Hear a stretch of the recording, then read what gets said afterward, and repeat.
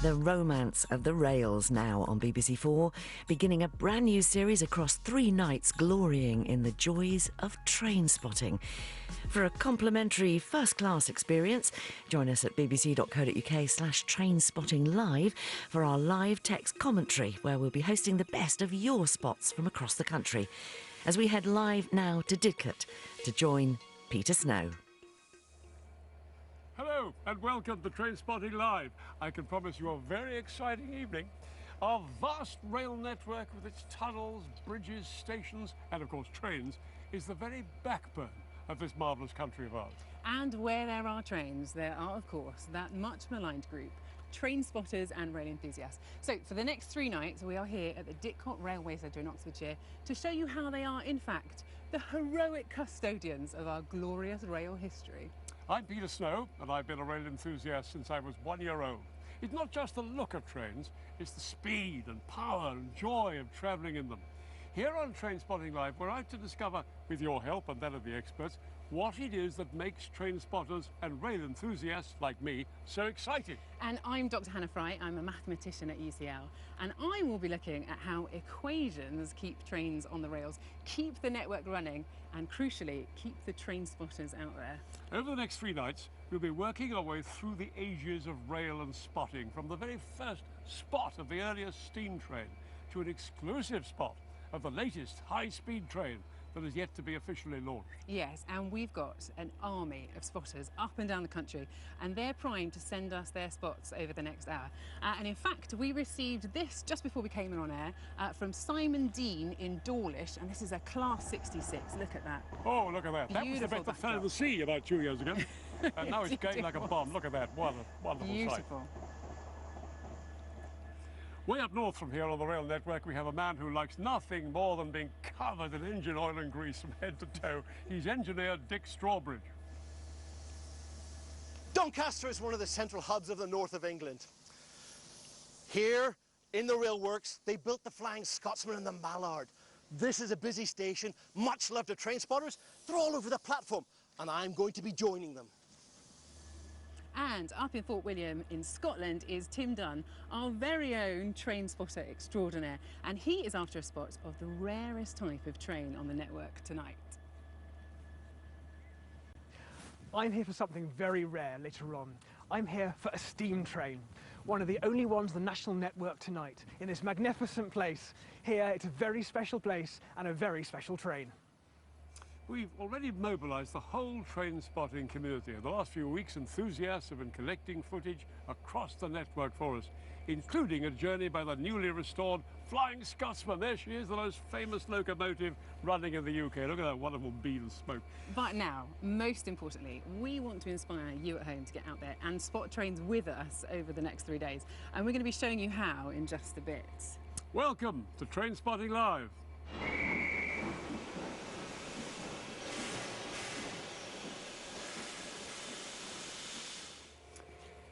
Now here at Didcot, we're at the home of Brunel's Great Western Railway. We just rushed in a position built in the heyday of rail construction, and at the time it was the longest route on the network. And 10 days ago they celebrated their 175th anniversary here, and this place really is a living museum full of absolutely beautiful restored engines and carriages. And here to give us an invaluable insight into our train spots from all over the country, from the National Railway Museum in York, is Bob Gwynn. Now, Bob, hello. You're an enthusiast.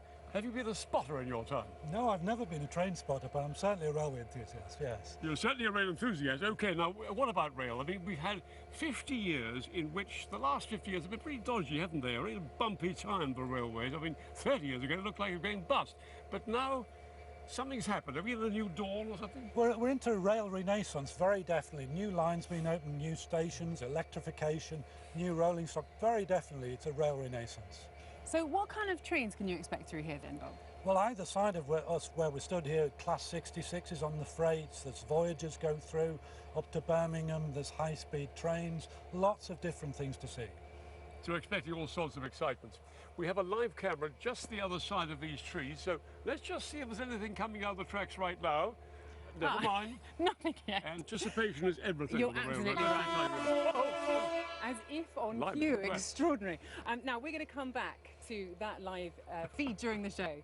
But there are a few trains which we have seen in the last hour or so from here. If you could talk us through these, Bob.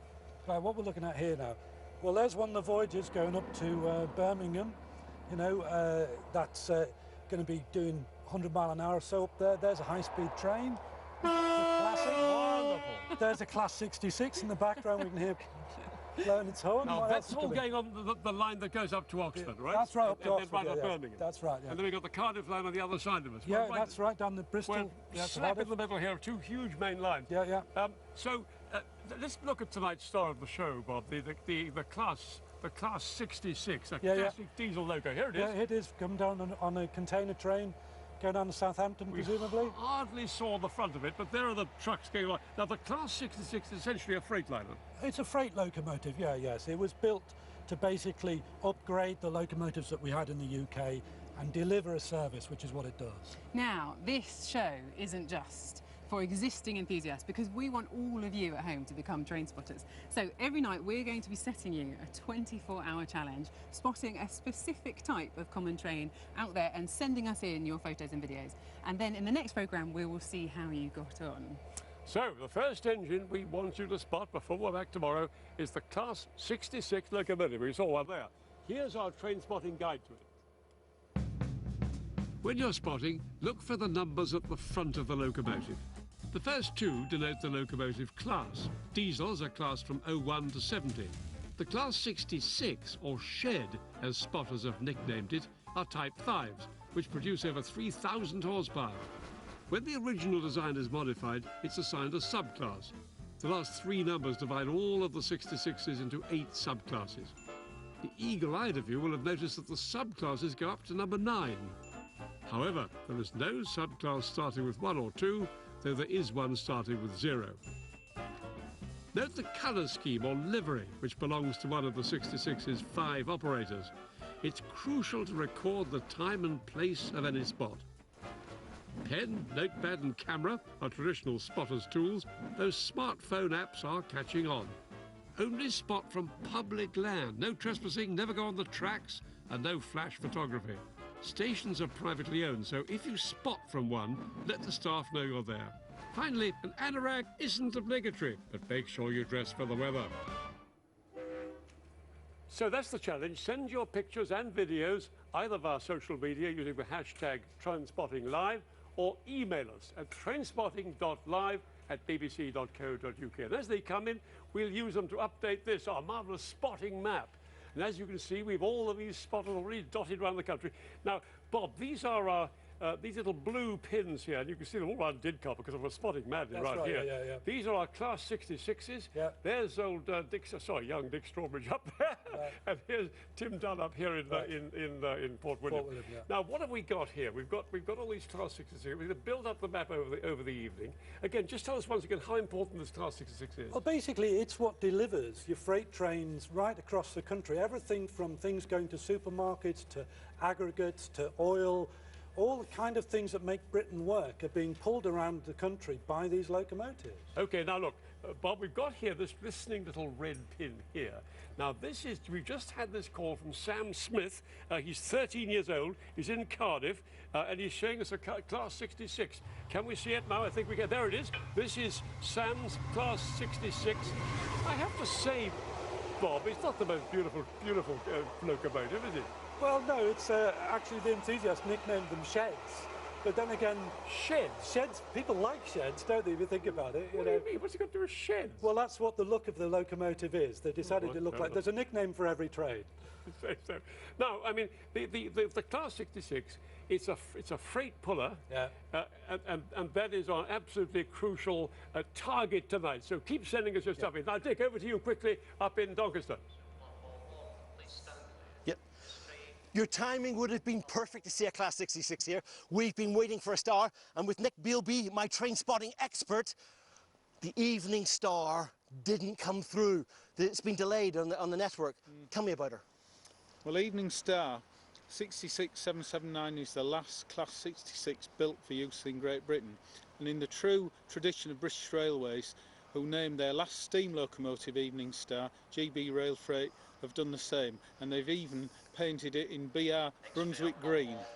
So it would have been lovely coming past here. We've missed it, but the 66s, their role on the network, so important. They're everywhere. There are almost 500 in the country, and you can see them at any time. And they came to this country in the 1990s when we needed to replace some ageing locomotives on the freight sector. So they've been more than a stopgap, and they'll be here for a long time. When we saw one coming through, just looking at the engineering there, because the rolling stock and the engineering in that, less pressure on the tracks, less wear on the tracks, they're smoother, better for the cargo. Great bit of engineering. They're great engineering. They've got roller bearings all around. The axle loading on the track is low. It means less damage to the track, less damage to the structures. Well-engineered machine. Nick, I'm gutted. I'm not going to get to see 66, 77, 9, but I've got 8 down already that I've seen. You know, we've got trains left, right and centre. This is a busy place. But I was looking to see the last of the type. One of the things that I love about looking at the actual rail and looking at these things going past us, you can see the industry of Britain here, can't you? You can. And it goes back in time to the Victorian era, right up to the present. I've got to tell you, the ones that we've been looking at and we've been sort of going through, I just wish that we'd seen the last one, because collecting your numbers is a great idea and the reliability is there. At this precise moment in time, I've got my notebooks ready and poised, and I have to actually be working here in Doncaster. I will get lots of 66s. You will. If you stay here long enough, you'll get them all. Notebooks are poised here. The 66 are coming thick and fast. Our industry is good. Over to you, Peter. Dick, you're a train spotter's dream, mate. Now over to another one enthusiast, Malcolm in Preston. Malcolm, are you there? We've got. Can we see you? Yes, we can. How are you, Malcolm? Hello, yes, very well, thank you, Peter. Thanks for joining us. Now, you're train spotting like mad. Are you there?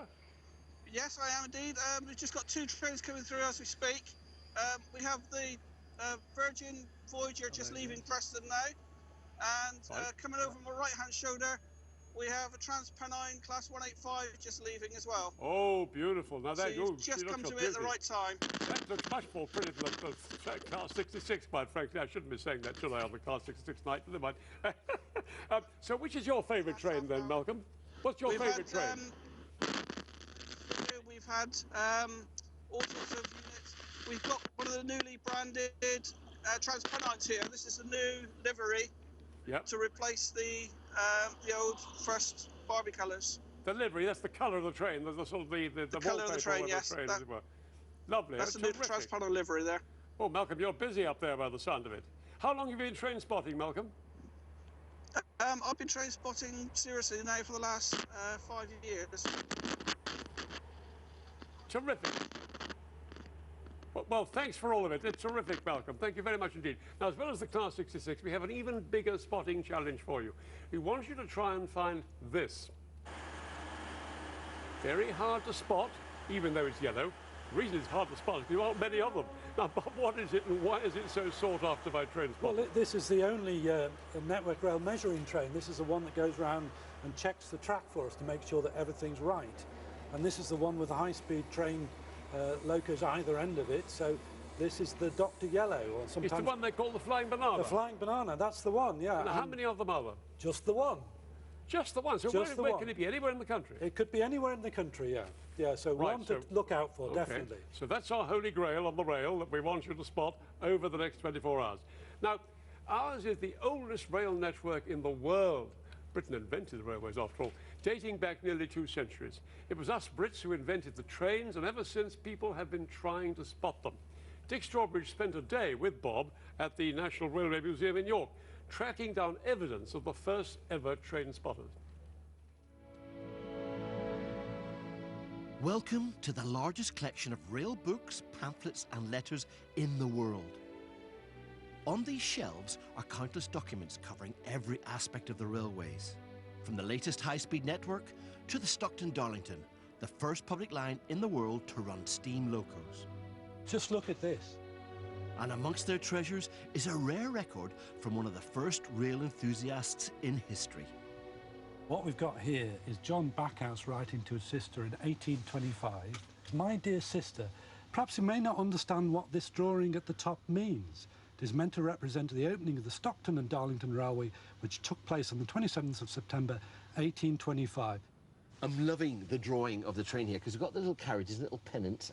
What's this? That's locomotion number 1, Stephenson's first locomotive. Supposedly 60,000 people turned out to see it. And the train itself is reported to have about 600 people on it, on the coal wagons. I love the fact we've got a 14-year-old boy drawing a train for the first time, because how many youngsters have drawn trains since then?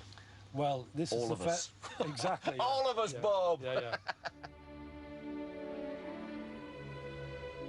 20 years after John Backhouse's letter, and from 250 miles to the south, comes evidence of the first true spotter. I have here bound editions of the 1935 Great Western Railway magazine. There's quite a small article, but it's a very important one. It's a record of a 14-year-old dating back to 1861, and in here I have names of engines on the Great Western that I have seen. And there's a whole record of all the engines that have been spotted. This is evidence of the first train spotter, their notebook. The name of our train spotter? Fanny Johnston. She was a girl. But for train spotting to really take off, one key ingredient was missing, and would only appear 80 years after Fanny's teenage spots. And it starts with this in 1942, which is the very first ABC produced by Ian Allen when he's just 20. This directory of locomotives is a game changer. For the first time, rail fans had a comprehensive checklist of every engine on the network, against which they could record their sightings. Only 2,000 of these are produced, and they sell out. When did they become train spotters? Well, they become train spotters again. The title comes just post-war, when all of a sudden people recognise this phenomena of hundreds and hundreds of people, mostly boys, out in fields or on stations, basically taking numbers. Loco spotting, as they call it, has become the #1 hobby for schoolboys in recent years. Train spotting exploded in popularity, partly because the newly nationalised British Railways encouraged it, giving local data books to school children for free. At most stations, the railway authorities give plenty of facilities to the lads, and they, in their turn, make sure they don't cause any trouble. Some spotters, more adventurous than the rest, find out soon enough that those no trespassing signs mean what they say, and then there's trouble. But such popularity didn't come without its problems. Go on, get in there, that'll teach you a lesson. It becomes a bit of a kind of a worry to the authorities at large, because these people are clearly not controlled. It's a bit of a change from Fanny Johnson, first person writing it down, gradually giving more and more information, then we've got a plague. Yeah. Yes, time's up. Let's hope they've learned their lesson. Come on, get out of there. But you can't get a good spotter down as easily as that. Hey, Guster, we've eaten your dinner! Now, everybody, just look at this. It's not a traffic jam on the M4. We can just see the Class 66 locomotive pulling these cars along. It stopped for a moment in Didcot Rail. Oh, there we go. Any second now to go. And it pulled these cars all the way down to the West Country. What a wonderful sight. Anyway, it's time to catch up with our expert train spotter, Tim Dunn, who's near Fort William in Scotland. His mission over the next 3 nights is to spot the rarest trains out there. Tim, what have you got for us tonight? I'm here to see a really interesting locomotive. There's only one locomotive I want to see here tonight. I'm on the West Highland line. Over there is Fort William, and down there is Mallaig. It's a really remote part of Network Rail. It's a stunning part of the country, and a stunning part of railway as well. But even more interesting, and even more stunning here in the summer, when 2 different trains run every day with 2 different locomotives, hauling a Jacobite with 2 steam locomotives. Now, you might recognise some of these landscapes, some of these things like the Glenfinnan curved concrete landscape, curved concrete viaduct. You might recognise from Harry Potter, for example. But it's difficult for the Victorian navvies to get through. And it was difficult to get through because of the terrain. And it was often said in 1876 that those navvies, if they found an obstacle, they'd either have to go over it, or under it, or round it, or through it. But get through it, and get through it quickly, they must. And today, trains are still getting through it. Today we've had 62005, which is a K1 class, built for the LNER many, many years ago. That's a 260, that's gone through early this afternoon. And what's still to come this afternoon, on this evening, is 44871, a Black 5. Now, a Black 5 is often thought of being a workhorse, just an average steam locomotive, but actually it's very, very special. Those things are can-do, go-anywhere locomotives. There's only 18 of them left. There were 872 actually built. Now, I've seen a lot of these Black 5s in the past, but they're really special, like any locomotive, because any steam locomotive is really quite special. Steam locomotives are special to me because I think of them as being almost iron dinosaurs. They're the closest thing we as human beings, as men, as man, have ever built. They're elemental. They're built from iron, mined from underneath us where we stand. They're fuelled by coal that we've hacked out from prehistoric plants. And they're fuelled also by the water that falls from the sky and they're lit by a flickering flame. Those things come together to create elemental life. These steam locomotives are still rushing about the place, and every single one has a personality. They're living creatures made by man. Now, it might sound mad, all of that, but I honestly believe that. It really is almost akin to real life, because we rescue these things as British people, and other countries as well, but mostly in Britain. We rescue them, and we love them, and we restore them. And tonight, we're going to see one of those things, because like bird watchers, we spend our time going and hunting these things down to look at them and appreciate them. Tonight, we're really pretty much on a steam safari, let's be honest. We're looking for some of those little creatures that we love. We're looking for those things, and we genuinely love them. These whiffling, whistling, clanking, crashing, supreme machines, these creatures in another place. And tonight, in its natural habitat, we're going to see a Black 5 come past in around about 15 minutes or so. Tender first, coming from Mallaig, because there's no turntable at Mallaig to use, coming back from its main day on the Jacobite. And I really hope you see it's actually worth it. I really hope you do, because it's a wonderful thing to share with you, and I'm really chuffed to bits that I'm able to do it. I hope we managed to see it as well. Just apologies there for any issues with the sound that we're having. But now, to add to the knowledge that Tim and our spotters are collecting from all over the country, I wanted to show you just how mathematical our railways are. Because in everything from timetables to engines, there is an astonishing amount of maths that goes into keeping everything running. And we're going to kick off with the help of this absolutely beautiful steam engine here that we have behind me, and with museum curator here at Didcot Parkway, Roger Orchard. So Roger, just start us off, tell us a little bit about this engine. Yeah, this is the King class locomotive, King Edward II, built in 1930 by the Great Western Railway. One of the engines that was designed to pull heavy passenger trains from Paddington up to Birmingham and down to Plymouth. Lovely, very beautiful thing. Yep. Now, a little later on in the programme, we are going to get to see this engine moving. But if it's going to move, that means it has to accelerate off from zero. Yep. And that means that it has to obey Newton's second law of motion, which says that force is equal to mass times acceleration, a real classic equation here. Now, because it's got to accelerate from zero, we know that this acceleration here has to be positive. So this whole thing here has got to be greater than zero. But there isn't just one force that's acting here on the engine, because this splits off into several different forces. So you have attractive force. That's essentially the pushing force that's literally moving the engine forward. But then you also have lots of resistive forces. So this could be things like friction, it could be air resistance, lots and lots of them. You have to sum them all up together, and we know that's got to be greater than zero. So Roger, just tell us how this steam engine turns the steam into attractive force. Basically, we have a coal fire, and that's heating the water that's in the boiler. The steam is collected at the top and is transferred to the cylinders via some outside pipes on this particular engine, and then connected via connecting rod into the driving wheels. Lovely stuff. Now, whatever the design of your engine, maths is going to come into it somewhere. These kind of equations are going to come into it somewhere. So let's see if, this is the theory, I guess, let's see if Newton is right in practice and we can start this train moving. Okay, let's go. I'm genuinely excited about this.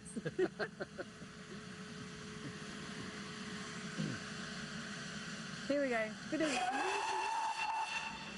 Newton's laws in practice.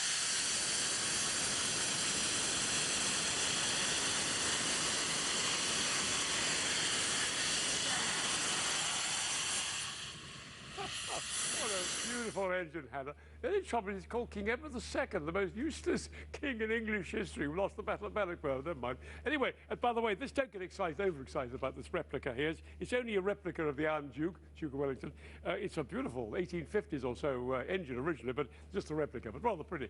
Now, while Hannah loves nothing more than enthusing about mathematical equations, some people are inspired by trains in a very different way. By the way, I've just heard that we've seen the Flying Banana in Cambridge. No picture, unfortunately. If you do see that Flying Banana, that measurement thing, for goodness sake, send us a picture. Somewhere in Cambridge last seen, not so long ago. Anyway, since the dawn of the steam age, artists such as Turner and writers like Thomas Hardy have found inspiration in the rail network. To find out why, I went to meet a man who's been christened the Trainspotter's poet. Ian, what is it about trains that fascinates poets? I think poets are fascinated by the idea that a train journey is like a narrative, it's a bit like a poem, it's about rhythm, it's about movement. So when you make your way down a sonnet, it's almost like making your way from St Pancras to Kettering, because you start at the top, you go to the bottom, you see things on the way, and also you can sit in a train as though you're sitting in a poem, as though within the train all these amazing things are happening, and when you get off the other end, it's as though you're falling out at the end of the poem. Now, poetry and trains always go together somehow, don't they? Robert Louis Stevenson, Thomas Hardy, John Betjeman. Who's your favourite poet on trains? I think my favourite is Edward Thomas, with his wonderful poem Addlestrop. Yes, I remember Addlestrop, the name, because one afternoon of heat, the express train drew up there unwontedly. It was late June. I love the way it begins when it goes, yes, I remember Addlestrop, as though somebody said to him, remember Addlestrop? Yes, I remember Addlestrop. The train pauses, he looks out. It's that moment of stasis that you get sometimes in a poem and sometimes in life. It's that moment when you just sit and wait, and somehow, in that waiting, history turns, culture turns, and then right at the end, that wonderful lines, all the birds of Oxfordshire and Gloucestershire, and they rise up and you can hear them singing. Farther and farther, all the birds of Oxfordshire and Gloucestershire. Ian's own poem, Love Me Tender, captures the excitement of train spotting. It's a late night moment on a freezing station, a notebook with one page to fill. It's a morning that trembles with anticipation, the signal, the whistle, the thrill of the number you never thought you'd get after days of frustration and weeks of regret. I love the line in your poem when you say the thrill of the number which you never thought you'd get. What is poetic about train spotting, do you think? I think it's about the thrill of being the completist. It's a bit like being a jazz fan and finding the rarest 78 that you can. It's about seeing this number and somehow transferring the number then becomes a metaphor for the moment you were there. They'll say, yeah, I've got the 41963, and at that moment they say the 41963, they'll remember that they were at Carnforth Station and the sun was just going down. So it becomes an image that can define exciting things in their lives. Isn't he inspired? Ian and I could have chatted on for hours. In fact, we did, actually. At the end of the show, we'll be premiering Ian's newest poem, composed especially to go with exclusive footage of the Flying Scotsman, gathered by train spotters who followed the train on one journey all the way from London to York last month. Now, we're beginning to get a picture of how dedicated train spotters are. They're not the only ones. Of course, other rail enthusiasts have amazing personal collections, and each evening we'll be meeting one of them. Tonight, we're starting with a man who photographs stations. And by the way, he's photographed every single station in the UK with a train in it. It's David Brewer. David, you must be dotty. Well, I've always enjoyed railways. As a boy growing up in the late 50s and 60s, I was a keen train spotter and would travel all around the country visiting as many engine sheds. What does the wife think about it now, though, when you're on I think she's glad to get me out of the house. I usually go on one trip every week, so... OK, now take us through some of your best photographs. Yeah, over the last sort of 10 years, I've visited every station, as you said. I think my favourite ones for the best kept station will be Dolly on the Heart of Wales line, looked after by volunteers, and Chathill on the East Coast main line, north of Newcastle. Again, plenty of floral display on that one. I think my favourite station for the location are stations on the Kyle of La Colche line, where Well, the line... not on the island, presumably. Not on the island, no. Where's the station? The station actually is here. This is the waiting room, the hexagonal waiting room. So there's Duncraig, Strome Ferry and Atterdale, and they're all in the you know, beautiful location there. So those are my favourite ones there. Which was the most difficult one to get at? There's a number of stations which just have one train calling each week and someone every day. One train a week? One train, yes. This station, Shippier Hill, has 2 trains calling on a Saturday. So what did you say the name was again? The name of the It's train? called Shippier Hill. Shippier Hill. It's on the line between Ely and Norwich, and it is the least used station at the moment, with just 22 passengers using the station. It's 22 passengers each? Each year. The last year. It's taken over from Teesside Airport, which had been the least used. Why didn't Dr. Beeching cut it? Well, I think it's probably cheaper. He cut too many other ones, didn't he? Yes, there's a lot gone, but there's lots of these smaller stations are still there. This is Burney Arms on the line on the Norfolk Broads between Norwich and Great Yarmouth. This is perhaps the most remote station, the nearest roadway being about 3 miles away. Yeah. And the station with the least service this is Reddish South, and along with Denton, they're on a line between Stockport and Stalybridge. There's just one train once a week on a Friday that call. This is actually the train that's just calling to Class 1 How many stations have you pictured? I've pictured every one of them. How many is that? It's over 2,500. Extraordinary. And here's your book, and you've got all the spot pictures in here. Wonderful, lovely. Well, as I say, I prefer the least used stations, and this is a book called Britain's Least Used Stations. It covers 200 of the least used stations, photographs that I've taken and facts about them. Now, you started as a train spotter, didn't you? That's right, in the 1950s and 60s, yes. So why aren't there so many train spotters now? I think at the time there wasn't as much for boys to do, so I think the young boys today, there's such a lot more for them to do, and I think the train spotters that you see now tend to be people of my generation who are still interested. But I think now, I don't think we call ourselves train spotters, I think rail enthusiasts is the word that we would use. Correct. Me too, and you. Yeah. Anyway, thank you very much, David. Right. Great stuff. Thank you. Now, back up to Doncaster, where Dick Spotting continues. There's trains everywhere. They're going backwards and forwards. They're even parked up here. But as a train spotter, how long have you been doing this for, Nick? I started when I was 2 years old in 1957. No, two. How come? My father took me to York Station to watch trains. He's been turned into a train spotter. Your dad must have been a train spotter then, surely. My father wasn't a train spotter, no. He had a great interest in engineering. He worked on Halifax bombers for Handley Page during the war. OK, but you were little, you were going choo-choo, you saw them. But after that, when it came time for you to sort of have a choice, what made you do it? The whole railway environment was fantastic. The sounds, the smells of hot oil and steam. Steam locomotives, lovely colours, the names, the numbers. Just being in a railway was great. OK, you say that, but if we look at the train behind us here, yeah? That's not a very exciting train, is it? I'm afraid it isn't, but it's a useful train.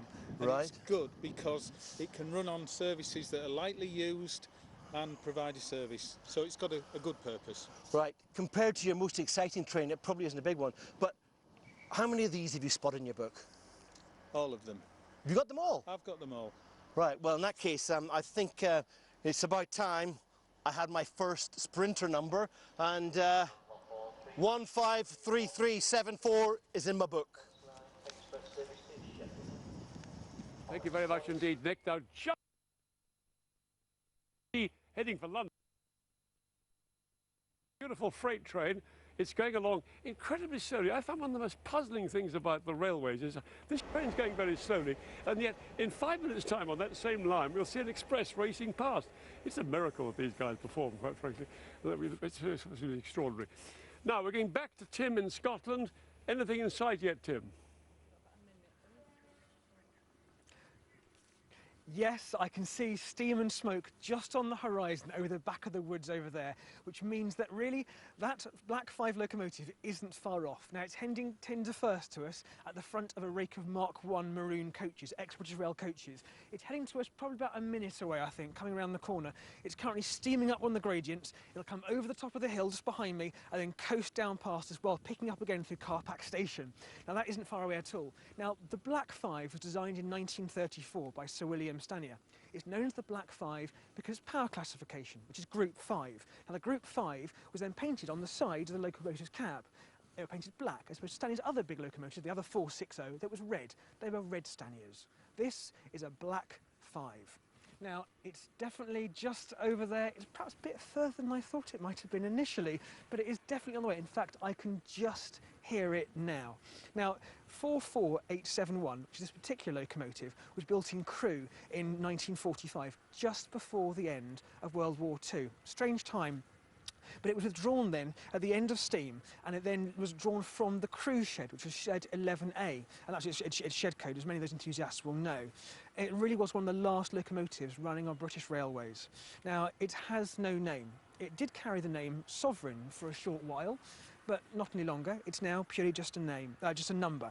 Now, in 2008, it was restored to full mainline glory by Riley and Sons. Now, Riley and Sons, the well-known engineers, who also have restored that icon of British steam, a locomotive that are owned by you and me, the Flying Scotsman. And this locomotive is no different.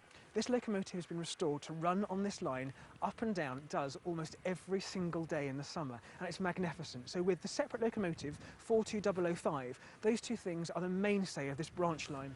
And I can just see it coming over. I think if you see it in the distance now, probably just passing over, it is absolutely storming up that bank now.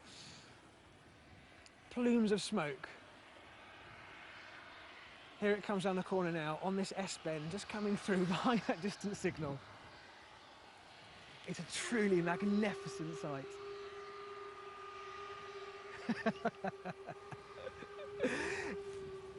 Isn't that a lovely thing? I think what I'll probably do is, in a moment, rather than talk over all this wonderful stuff, I'll just stand back and let everyone delight in the magnificence that is a steam locomotive on the national network.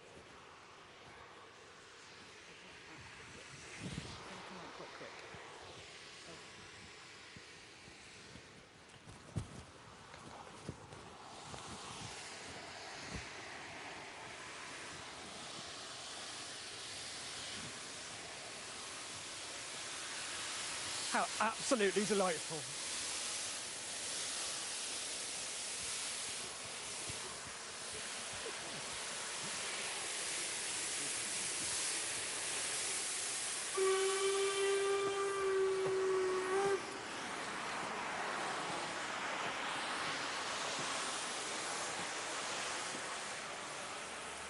Wow, a Black 5. Now come on, Bob, quickly, a Black 5. Give us a quick summary. Well, Black 5, the best all mixed traffic loco that Britain ever had, really.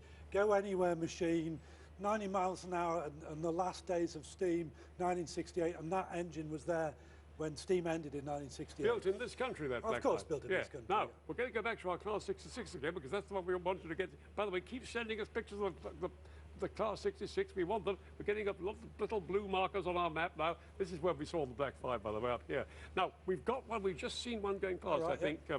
But here, there we are. That, yeah. Class 66. Well, a pair of triple-headed GB rail freight does a lot. Well, even more. Oh, three locomotives. That's a very long. My goodness. I think they're the brand new ones for GB rail freight coming from the docks at Newport. That's my guess. They looked all over the whole lot of locomotives, were they? Well, there was about 6 or 7 66s there. Yes. What was going on? Well, I think they're being delivered. I think they're brand new. That's my guess. Now, where is the 66 built? Well, the 66 mostly they're built in London, Ontario. Oh. And then the very latest ones were built in Indiana, I think. So what's happened to the British manufacturing of trains? Well, we've got them. We've got manufacturing in Derby, we've got manufacturing in Newton Aycliffe, and then we've got manufacturing in Loughborough. We've got a number of places where trains are built. So all is not lost? All is not lost. Right, lost, now we're going straight down to Martin, a train spotter in Leicester. Martin, are you there? Can you hear me all right? Yes, I can hear you, Peter. I'm in Leicester. Terrific, mate. Now, what's going on down there?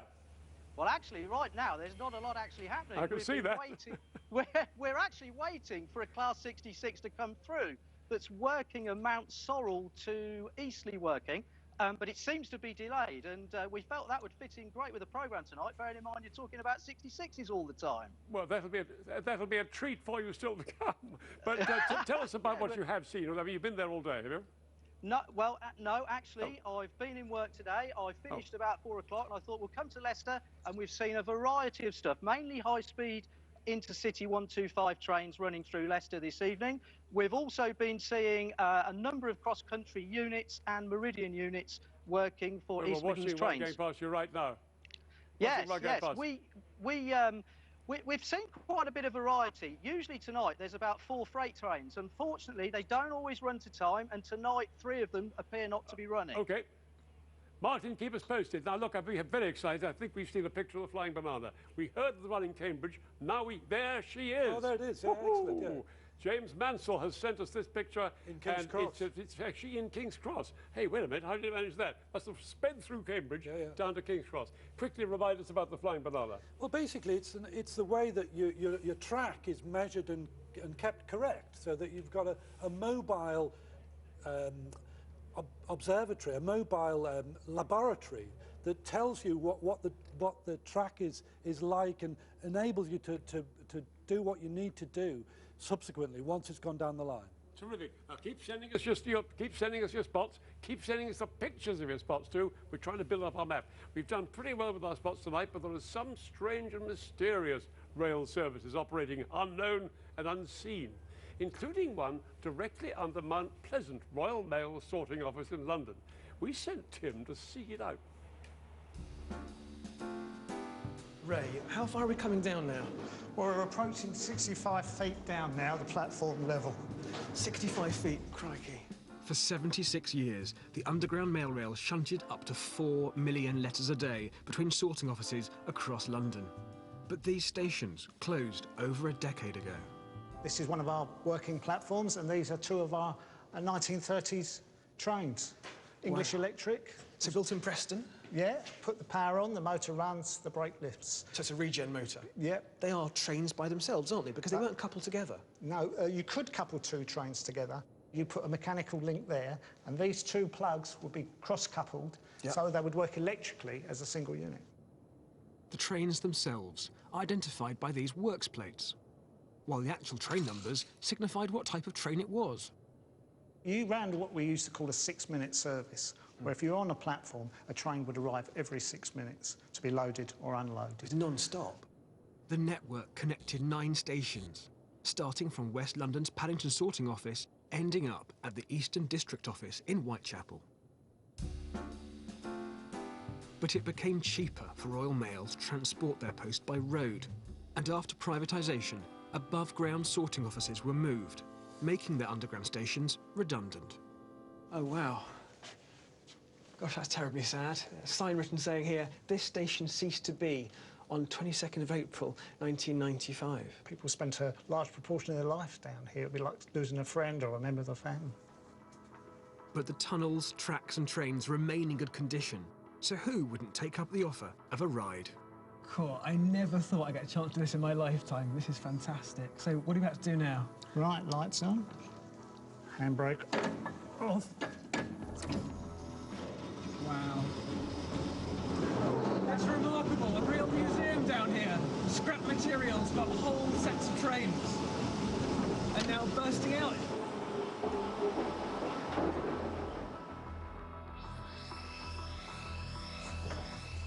Quite a tight squeeze. It is. Well, Ray, that was absolutely extraordinary. Really, something you only get to do once in your life. Thank you ever so much. You're welcome. A real privilege. Thank you so much. A brilliant time. And what a wonderful, wonderful railway. I'm back here with the King Edward II, just coming, doing a little drive-by for us. Looking absolutely beautiful. It's going about 10 miles an hour. You can very clearly see the number there on the side of the cab, 6203. And that got me thinking, because what is the fastest speed that a train has to be going before a train spotter won't be able to see the number on the cab? And for that, you need Pythagoras. Now, here's our little train tracks here. I think we're standing about 10 metres, really, away from those tracks. Now, the DVLA says that you have to be able to read a number plate from 20 metres away. So I'm going to use that as the sides of our triangle here, 20 metres each. Now, using Pythagoras, you can work out the distance along the track that you have to be able to read the number on the cab, and it comes out as just about 35 metres.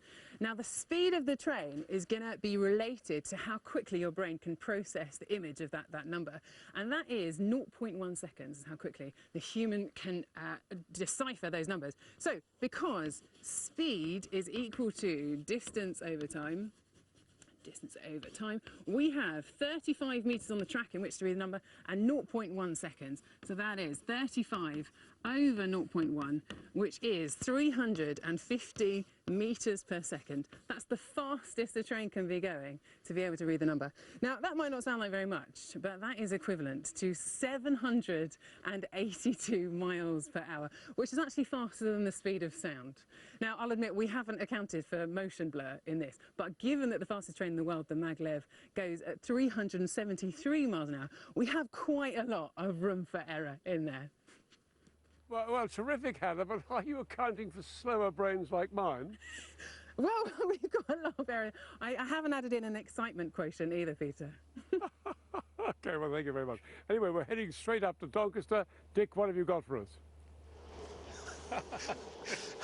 Unbelievable. We've had an amazing evening, topped off by 66779.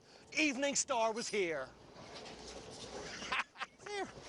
It's here. We've got 66779. Evening Star has arrived. That is unbelievable. We were told it's going to be 2 hours late. How pleased are you to see that? Brilliant. It really looks nice, doesn't it? It's magnificent. And the BR Brunswick green, what a fantastic livery. That's superb. The spotters up and down the platform, you can see how happy they are. That is absolutely phenomenal. Yes. Yeah? That is the result for them. Yeah. Do you know what the amazing thing is? You look at that, it looks gorgeous. It's work. Look, he's getting his numbers in here straight away here. But as a train, that locomotive on the front end of it, yeah, it's just engineering I'm listening to going by here. It is. But the thing you notice about that locomotive is you can barely hear it.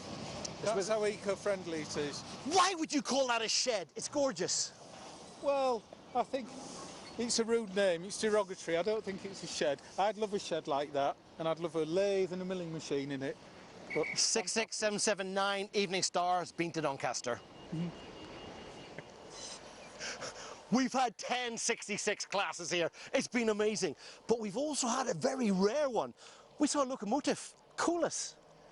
56087. They're rare. They were going to withdraw them.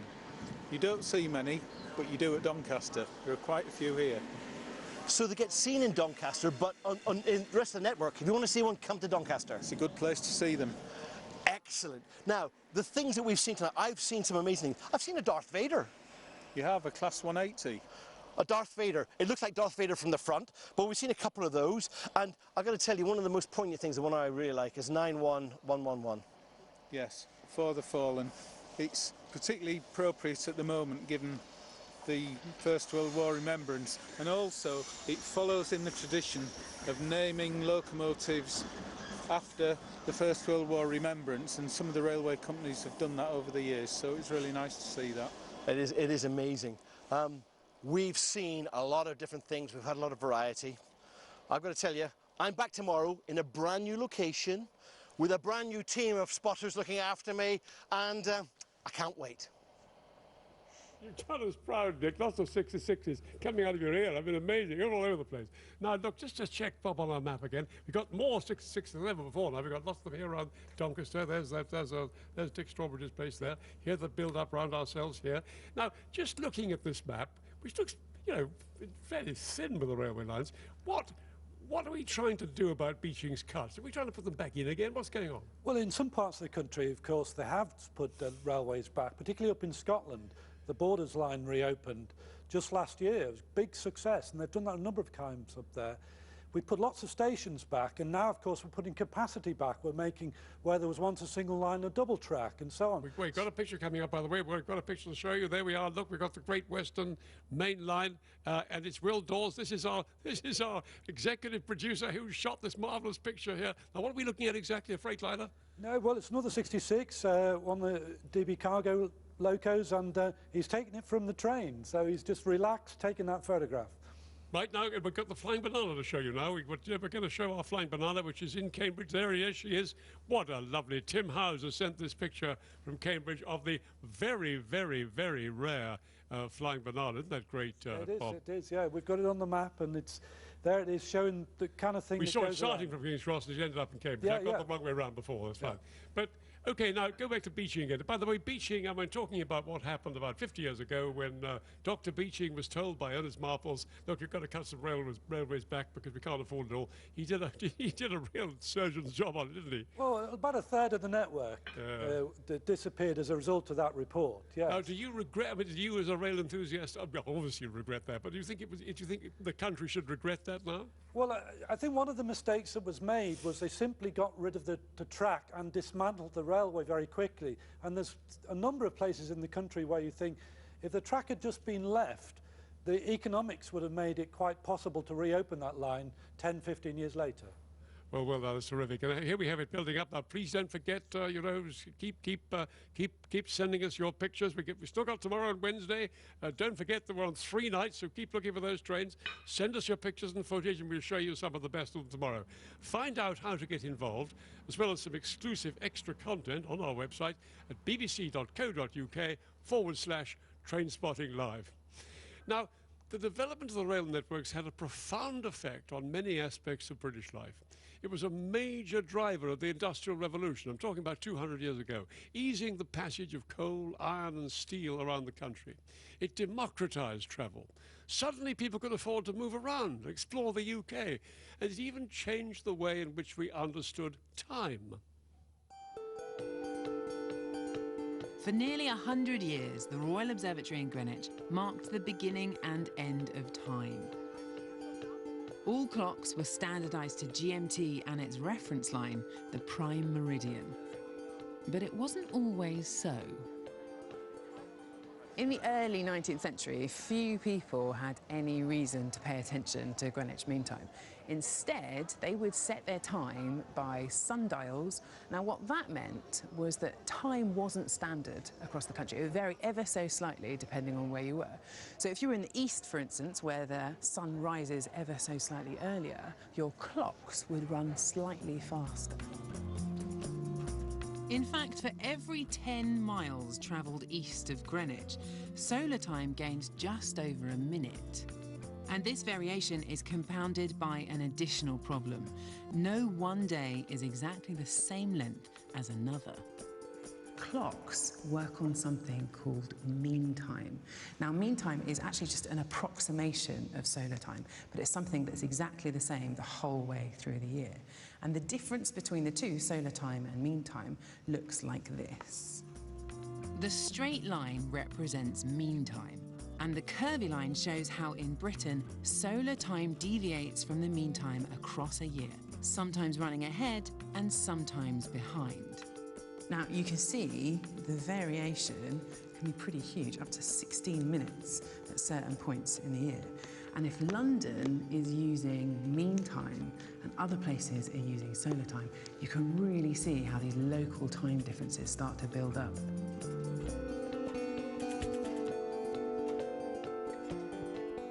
Oxford was 5 minutes behind Greenwich time, Leeds was 6 minutes, Carnforth 11 minutes, and Barrow 13 minutes. Now, none of this was a particular problem until about the 1830s, when the number of trains on the tracks boomed. And then there was all sorts of confusion between the station masters and the train guards, because a train could literally go through a different time zone in the space of 20 miles. The growth of the railway network meant that ultimately we had to invent a way to synchronise the country's clocks automatically. How many clocks do you have here then?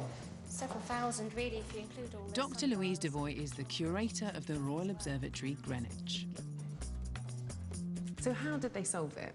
So this is the Shepherd Master Clock, designed by Charles Shepherd, and it was purchased by the 7th Astronomer Royal, George Biddle Airy, in 1852. And he realised that by using this electromechanical clock, you can actually distribute observatory time along a telegraph network.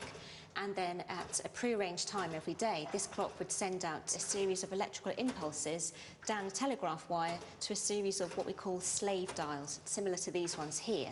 So trying to keep them in sync with Greenwich time. And then obviously the beauty of that is that you can spread the signal across the network to all your railways, your stations, your cities across the country.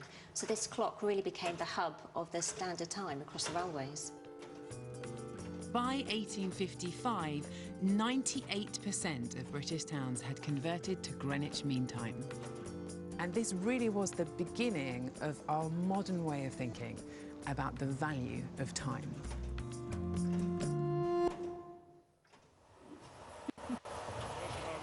We have for tonight, but I hope you've got some idea about the huge history and excitement of the railways. And we're just going to say goodbye in a moment. Oh, here comes Hannah in her chuff. Smoke everywhere. Hannah, hello there. Hello. Oh my God, you were driving a train, I assume. How amazing is this? Really wonderful. So we are going to be back tomorrow night at 8 o'clock when we'll be bringing things more up to date and focusing on the diesel era and an absolute classic, the Intercity 125. I'll be just down the track in Swindon, keeping my eyes open for 125s too. It's been fantastic seeing a steam train here in Scotland tonight. So tomorrow we're heading south to Carlisle. We're going to see some Class 37s. And you've all been terrific. You've sent us two pictures of that flying banana. That's incredible. Very rare train, and we spotted it twice in Cambridge and in King's Cross. Keep those spots coming in, even when you're commuting tomorrow morning. We want to know all about it.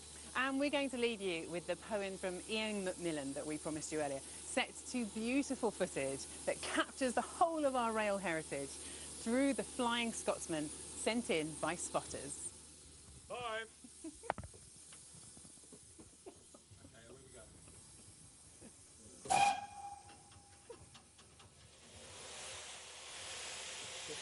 Amazing. Wait.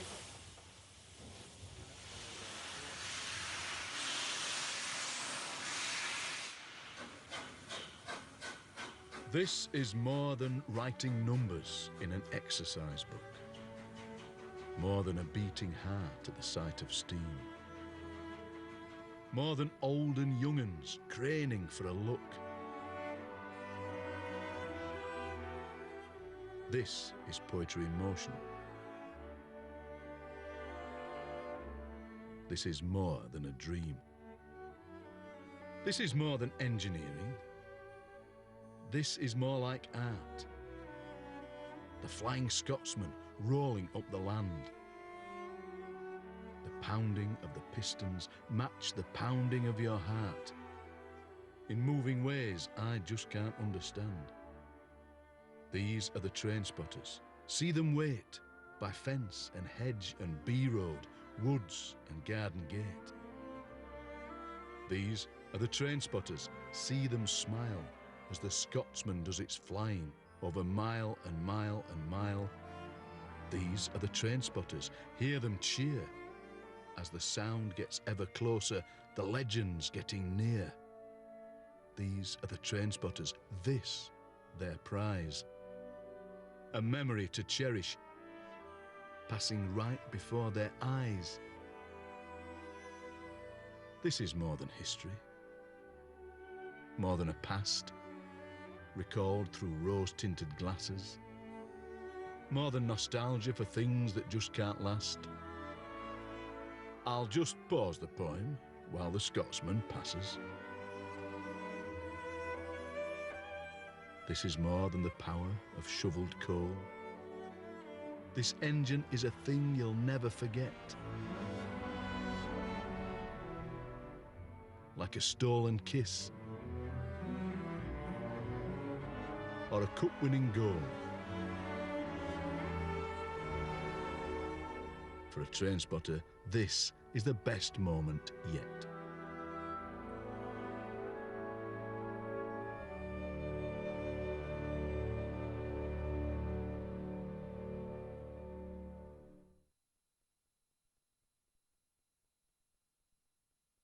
Head to BBC iPlayer and go to the BBC4 page to explore our Steam Railways collection. Over 20 archived programmes celebrating the beauty of steam locomotives. Dip into a summer of